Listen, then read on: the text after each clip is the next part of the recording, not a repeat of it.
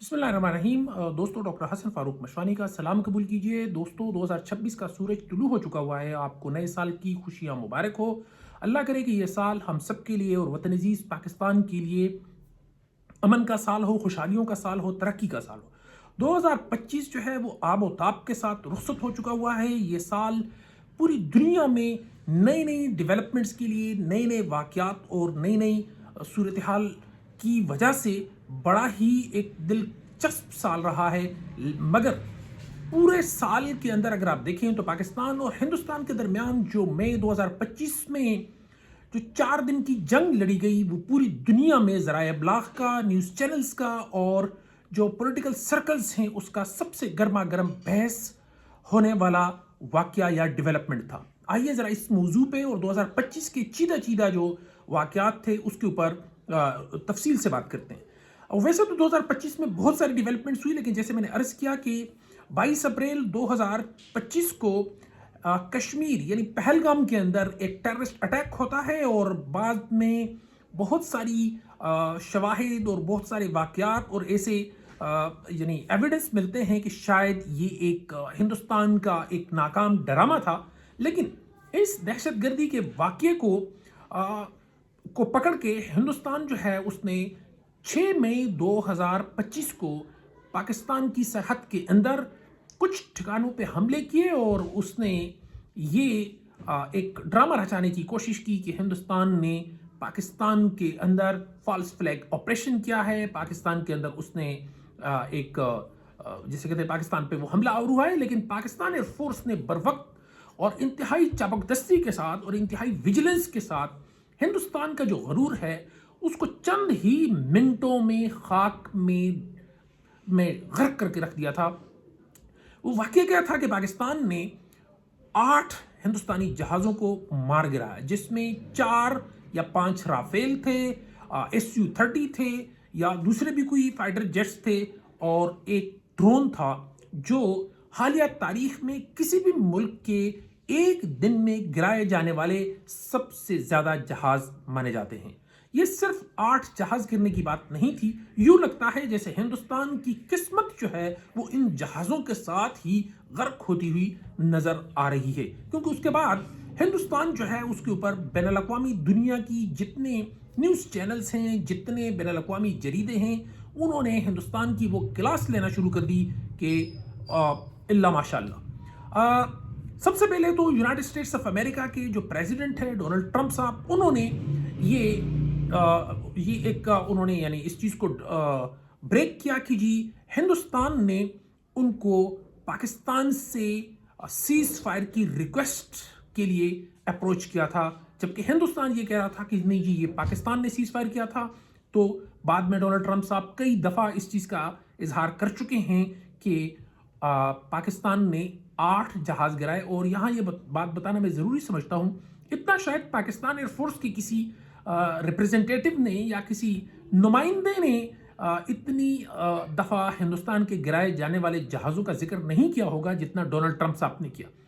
Donald Trump ने फिर पाकिस्तान के वज़ीर आज़म और पाकिस्तान के फील्ड मार्शल साहब को जो है ना वाइट हाउस बुलाया। वहाँ उनके साथ 2 दफ़ा आर्मी चीफ के साथ उनकी मुलाकात हुई। इस तरह प्राइम मिनिस्टर शहबाज शरीफ साहब के साथ उनकी मुलाकात हुई।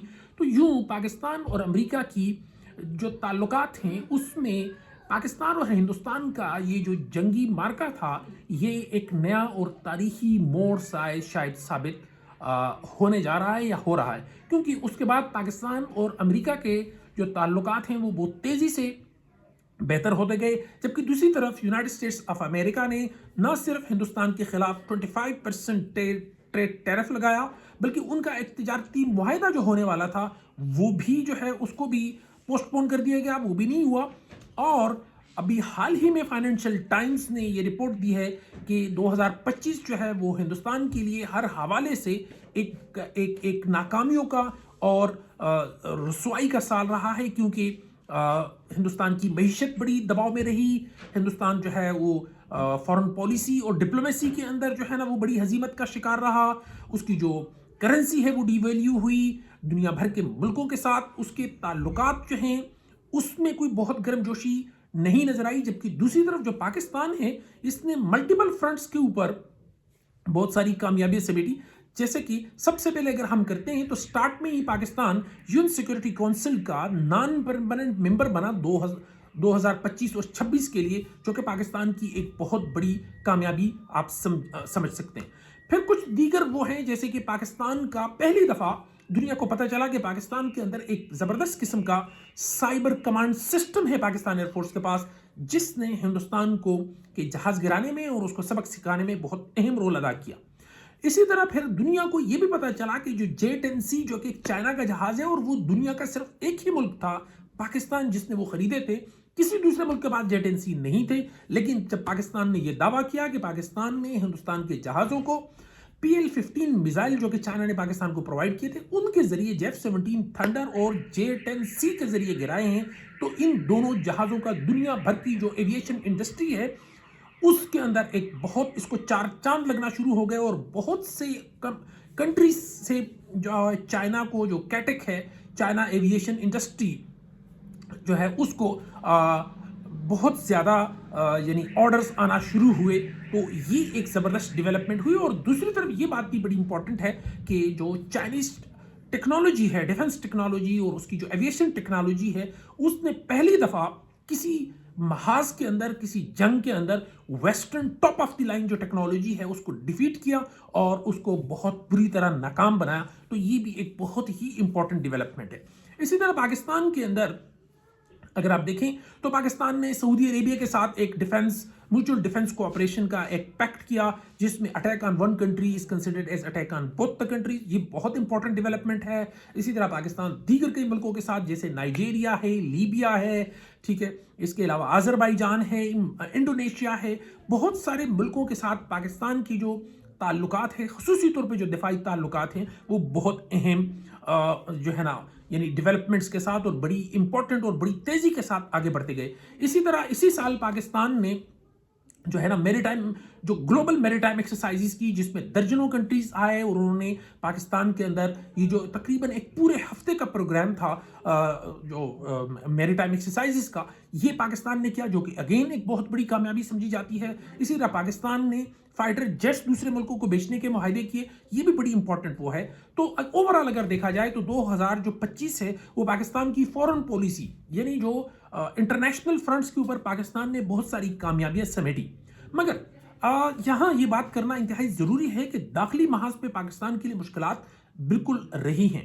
हाँ, एक चीज़ और बड़ी इंपॉर्टेंट है कि पाकिस्तान के अंदर सबसे पहले जो इसमें अगर हम देखें तो पाकिस्तान के इकोनॉमिक चैलेंजेस भी उसी तरह रहे जी, जो मुश्किलात का शिकार रहा पाकिस्तान।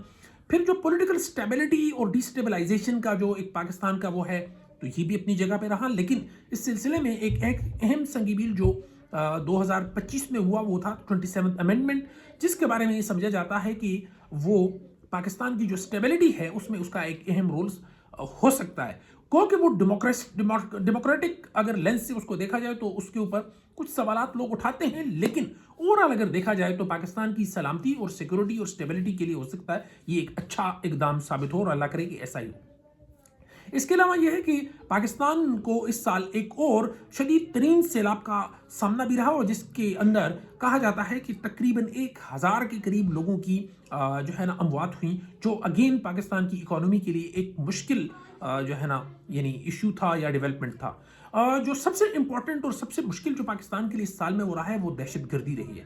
पाकिस्तान जो है वो दहशतगर्दी का शिकार रहा है। गो कि हमारी जो मुसल्लह अफवाज है वो इंतहाई जहाँ फिशानी के साथ इस ये जो दहशतगर्दी की हमारे ऊपर एक पूरा वबाल है उससे निबरत आजमा होने की पूरी कोशिश कर रही है। लेकिन हिंदुस्तान की मदद से और दीगर दुनिया की कुछ मुल्कों की मदद से अफगानिस्तान की सरजमीन से पाकिस्तान के ऊपर मुसलसल अटैक्स होते रहे। टीटीपी के जो वो है वो पाकिस्तान में दहशतगर्द कार्रवाई करते रहे, और पाकिस्तान और अफगानिस्तान के आपस में ताल्लुकात जो हैं उनमें भी काफ़ी यानी मुश्किलात का शिकार रहा जो ये 2025 है। और पाकिस्तान ने मजबूरन फिर अफगानिस्तान के अंदर कुछ टेररिस्ट के जो ठिकाने हैं उन पर हमले भी किए।